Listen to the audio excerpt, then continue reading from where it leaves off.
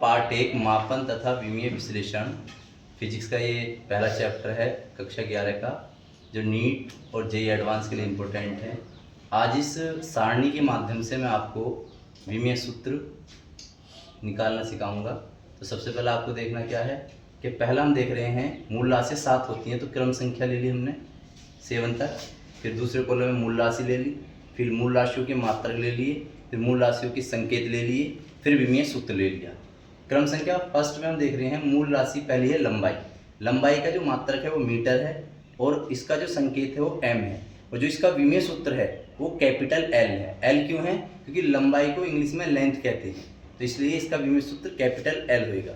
और हमें ये ध्यान रखना है कि विमीय सूत्र लिखते समय बड़े कोष्टक का यूज करना है, इस बात का खास तौर से ध्यान रखना है।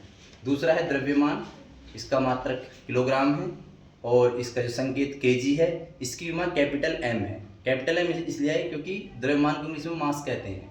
तीसरा है समय, समय का मात्रक सेकंड है, इसका संकेत एस है और इसकी विमा बड़े ब्रैकेट में कैपिटल टी है। चौथा है विद्युत धारा, इसका मात्रक एम्पियर है और इसका जो मूल राशि का जो संकेत है वो ए है और इसकी विमा भी ए है, क्योंकि ए फॉर एम्पियर होता है तो इसकी विमा भी ए है। दोनों में डिफरेंट क्या है? ये छोटे ब्रैकेट में है और छोटे ब्रैकेट में ना लोगे तब भी संकेत ए है, बस विमीय सूत्र में ये आपको ध्यान रखना है कि बड़े ब्रैकेट में लिखना है। फिर पांचवा है ताप, जिसका मात्रक केल्विन है, वैसे डिग्री सेल्सियस भी होता है टेम्परेचर के अकॉर्डिंग। अब इसको हम कैसे प्रदर्शित करते हैं, केल्विन को कैसे प्रदर्शित करते हैं, और इसमें आपको करना क्या है कि यहाँ भी आपको बड़ा ब्रैकेट लेना है। ये छोटा लगा दिया था मैंने, यहाँ बड़ा ब्रैकेट लेना है आपको, तो स्टूडेंट बड़ा ब्रैकेट लगा देंगे।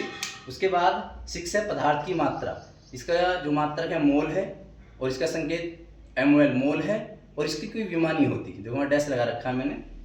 और 7 है ज्योति तीव्रता, ज्योति तीव्रता का मात्रक कैंडिला है, इसका संकेत CD है और इसका भी कोई विमा नहीं होती। इस सारणी के माध्यम से आप विमीय सूत्र याद करोगे, जो मैं नेक्स्ट वीडियो में आपको बताऊंगा। धन्यवाद।